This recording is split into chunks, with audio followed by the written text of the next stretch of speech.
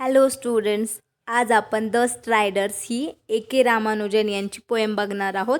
तर आपण आधी पोएटबद्दल काही ओळी बघून घेऊया. तर त्यांचं इथे पूर्ण नाव दिलेलं आहे. नावाच्या स्पेलिंगवर आपल्या लक्षात येईलच का त्यांचं बॅकग्राऊंड साऊथकडचं आहे. आणि ते फक्त कवीच नव्हते, तर ते अदर फील्डमध्ये सुद्धा ॲक्टिव्ह होते. म्हणजे त्यांनी इथे बघा, त्यांनी भारतातली मिळून जवळजवळ 6 युनिव्हर्सिटीमध्ये त्यांनी ॲज अ प्रोफेसर म्हणून काम केलेलं आहे. त्यांचं अभ्यास मध्ये 5 लँग्वेजमध्ये त्यांनी अभ्यास केलेला आहे आणि त्यांना साहित्य अकॅडमी अवॉर्ड, पद्मश्री अवॉर्ड वगैरे असे मोठे मोठे साहित्यातले अवॉर्ड भेटलेले आहेत. तर त्यांची पोएम बघूया. तर पोएमची स्टार्टिंग बघा, अँड सर्च म्हणजे अँडने कवितेची सुरुवात होती आहे. तर अँड हा वर्ड काय आहे? कंजक्शन आहे. म्हणजे याचा अर्थ असा होतो की अँड नंतर सर्च हा वर्ड आहे, पण अँडच्या आधी पण एक वर्ड असला पाहिजे. म्हणजे दोन गोष्टींमधला संबंध दाखवतोय आणि अँड हा शब्द. तर कवितेची सुरुवातच अँडने होते, म्हणून आपल्याला ही कविता का लिहिली गेली, कुठल्या बॅकग्राऊंडमध्ये लिहिली गेली, कवीच्या डोक्यात तेव्हा काय विचार चालू होता ते बॅकग्राऊंड माहिती असलं पाहिजे. तर इथे ही कविता वाचताना आपल्याला स्ट्रायडर ह्या कीटकाचं वर्णन दिले असं वाटतं, परंतु त्याचं बॅकग्राऊंड टोटल वेगळं आहे, म्हणून कवितेची सुरुवात अँडने झालेली आहे. तर बॅकग्राऊंडमध्ये कन्सेप्ट डायस्पोरा ही दिलेली आहे. तर डायस्पोरा काय कन्सेप्ट आहे की समजा मी भारतातली आहे, माझं मूळ भारतातलं आहे आणि मी गेली अमेरिकेत राहायला. तर मी अमेरिकेत राहते, मला तिथलं नागरिकत्व पण भेटलं, पण तरीसुद्धा माझं मूळ कुठलं आहे? भारतातलं आहे. पण अमेरिकेत राहूनसुद्धा माझं भारतातलं मूळ टिकवून ठेवण्याचा मी प्रयत्न करते, माझं अस्तित्व टिकून ठेवण्याचा प्रयत्न करते. त्या कन्सेप्टला डायस्पोरा म्हणतात. म्हणजे काही लोकांचा समूह असतो, ते कुठेतरी राहत असतात, पण त्यांचा मूळ दुसरीकडे असतो. तर त्या कन्सेप्टला डायस्पोरा म्हणतात. तर इथे पण तीच कन्सेप्ट वापरलेली आहे. तर हा जो स्ट्रायडर हा जो कीटक आहे, पाण्यावर चालणारा, तरंगणारा, तर कवी रामानुजन कवी स्वतःची तुलना स्ट्रायडरसोबत करत आहे. तर त्यांच्या डोक्यात सगळं ती डायस्पोराची कन्सेप्ट आहे आणि त्यांनी कविता लिहायला सुरुवात केलेली आहे. तर त्यांना स्वतःचं अस्तित्वाबद्दलच काहीतरी लिहायचं होतं आणि त्यांना स्वतःची तुलना स्ट्रायडरसोबत केल्यानंतर त्यांना अगदी परफेक्ट तुलना करण्यासाठी ती गोष्ट भेटली की स्ट्रायडर आणि मी सेम आहे असं कवीला वाटतं. आता स्ट्रायडर ह्या कीटकाचं वर्णन दिलेलं आहे. कविता वाचताना आपल्याला असं वाटतं की फक्त त्या कीटकावर कविता लिहिलेली आहे, त्याचं वर्णन दिलेलं आहे आणि कविता संपते. पण कवीच्या डोक्यातल्या बॅकग्राऊंडचा विचार करता त्याचा टोटल अर्थ वेगळा आहे. आता कविता वाचताना बघा तुमच्या लक्षातच येईल, अँड सर्च म्हणजे आणि शोध. मग कसला शोध वगैरे बघा, ती बॅकग्राऊंडचा पण विचार करून आणि कविता पण वाचू, मग आपल्या पुढे ती कन्सेप्ट लक्षात येईल. For certain thin stemmed bubble eyed water bugs म्हणजे इथे कसला शोध सांगितला आहे की वॉटर बग. आता हा जो स्ट्रायडर हा जो किडा आहे पाण्यावर तरंगणारा, तर त्याला वॉटर बग हे सुद्धा नाव आहे, कारण तो पाण्यावर राहतो म्हणून त्याला वॉटर बग नाव दिलेलं आहे. त्याचे डोळे कसे आहेत? बुडबुड्यांसारखे, बबल आईड.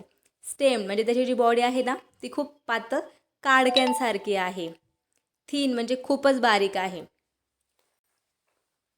तर कवीला त्या कीटकाचा शोध आहे की असा कुठला तरी कीटक, आणि कवीला तो वॉटर बग भेटला आणि कवीला तो स्वतःचीच प्रतिमा वाटतो का बघा.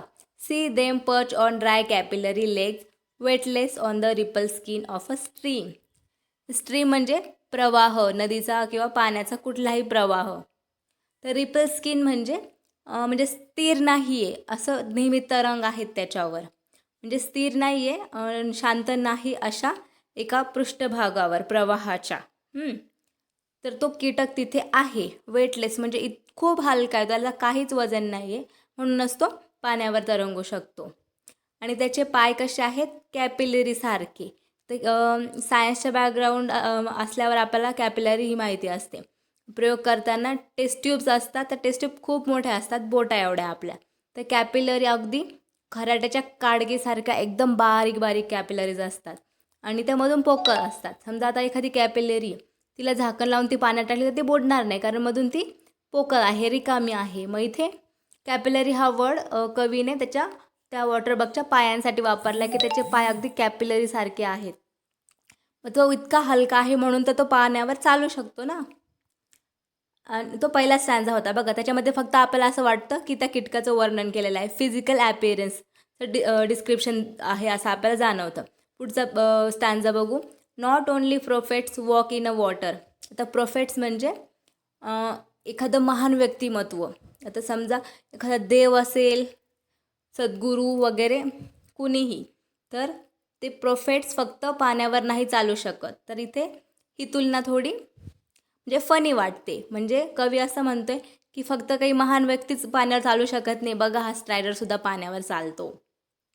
म्हणजे कवीला फक्त इथे फनी कम्पॅरिझन नाही करायचं आहे, तर कवीला असं म्हणायचं आहे की फक्त प्रोफेट्सच नसतात जे पाण्यावर चालू शकतात, तर अजूनही दुसरं कुणीतरी असतं, तिकडेसुद्धा आपण लक्ष द्यायला हवं. The bug sits on a landslide of a lights and draws eye deep into its tiny strip of sky. म्हणजे आधी पाण्याबद्दल दिलं की तो पाण्यावर चालू शकत होता, आणि आता ते त्यांनी काय सांगितलं आहे, लँडस्लाईड म्हणजे खच्चीकरण. म्हणजे बघा, डोंगरावरून काहीतरी घसरत खाली येतं, तिथला भाग तुटला आणि तो खाली पडला. ती जे ते त्या प्रक्रियेला लँडस्लाईड म्हणतात. तिथनं म्हणजे ते घसरून ती गोष्ट खाली आलेली आहे. तर लँडस्लाईड ऑफ लाईट्स म्हणजे तो किडा पाण्यावर आहे, बरोबर. म्हणजे असं कल्पना करा की तुम्हाला पाण्यावर तो किडा दिसतोय आणि वरती कुठेतरी सूर्य आहे किंवा रात्र असले तर चंद्र आहे. तर सूर्य किंवा चंद्र याचा प्रकाश पाण्यात पडणार आहे आणि आपल्याला पाण्यातसुद्धा ती लाईट दिसते. तर कवीला असं म्हणायचं आहे की तो फक्त पाण्यावर नाही चालत, तर तो आकाशात सुद्धा चालतो. म्हणजे त्याची चालण्याची शक्ती फक्त पाण्यापुरता मर्यादित नसून अवकाशापर्यंत गेलेली आहे. म्हणजे त्या आकाशाच्या एका पट्ट्यात तो आहे असं आपल्याला वाटतं. म्हणजे तो पाण्यावर आहे, पण आकाशाचं प्रतिबिंब पडल्यामुळे आपल्याला असं वाटतं की तो आकाशात चालतोय म्हणून. म्हणजे ड्राउन्स म्हणजे डीप, खूप खोल, म्हणजे खूप खोल असं. तर आता बघा, आपल्याला ही कविता वाचून झाली, इथे आपल्याला फक्त त्या कीटकाचं वर्णन पहिल्या स्टॅन्झामध्ये दिसलं आणि दुसऱ्या स्टॅन्झामध्ये की तो फक्त पाण्यावर नाही चालत, तर त्याचं अस्तित्व आकाशापर्यंत आहे. आणि कवीने त्याची तुलना प्रोफेटसोबत केली आहे, का तो पण त्यांच्या बरोबरीचा आहे, त्याला पाण्यावर चालण्याची शक्ती आहे वगैरे वगैरे. तर याचा बघा मूळ अर्थ असा होतो. तर डायस्पोरा मी कन्सेप्ट सांगितले तुम्हाला. तर कवी स्वतःची तुलना स्ट्रायडर ह्या कीटकासोबत करतोय. तर कवीचा मूळ भारतातला आहे आणि कवी तिकडे US राहतोय. तिकडे त्याचं करिअर वगैरे सगळं व्यवस्थित चालू असणार. तो तिकडे प्रोफेसर आहे, खूप स्टडी करतोय वगैरे. पण तरीसुद्धा कुठेतरी मनामध्ये एक आपण भारतीय मुळाचे आहोत आणि आपलं अस्तित्व आपल्याला टिकून दाखवायचे, हे कुठेतरी डोक्यात असतंच. तर त्याच विचाराने कवीने ही कविता लिहिलेली आहे की म्हणजे कवीला फक्त स्वतःबद्दल नाही तर भारतीय मुळाबद्दल लिहायचं आहे. म्हणजे भारतीय लोकांबद्दल लिहायचं आहे, का ते दुसरीकडे गेल्यावर सुद्धा त्यांचं अस्तित्व ते कसं जाणून दाखवतात असं. त्यासाठी कवीने स्ट्रायडर हा कीटक वापरलेला आहे प्रतिबिंब म्हणून कवीचं. तर कवीला असं म्हणायचं आहे की भारतीय लोक जे आहेत ते पाण्यावर चालू शकतात. म्हणजे कवीला असं म्हणायचं आहे की पाण्यावर चालणं हे फक्त इथे सांगितलंच कवीने की फक्त प्रोफेट चालू शकतात. प्रोफेट्स म्हणजे खूप महान व्यक्तिमत्व असतं. तर कवीला असं म्हणायचं आहे की भारतीय लोक प्रोफेटपेक्षा कमी नाही आहे, तर ते खूप काही करू शकतात. पाण्यावर चालणं ही फक्त एक तुलनात्मक ओळ झाली, पण त्याचा अर्थ असा होतो की त्यांचं सामर्थ्य खूप मोठं आहे आणि नंतर त्यांचं सामर्थ्य फक्त पाण्यापुरता मर्यादित न राहता प्रकाशापर्यंत आहे, म्हणजे पूर्ण युनिवर्समध्ये. आता अवकाशाच्या क्षेत्रामध्ये भारतीयांचं कार्य आपल्याला सगळ्यांना माहितीच आहे.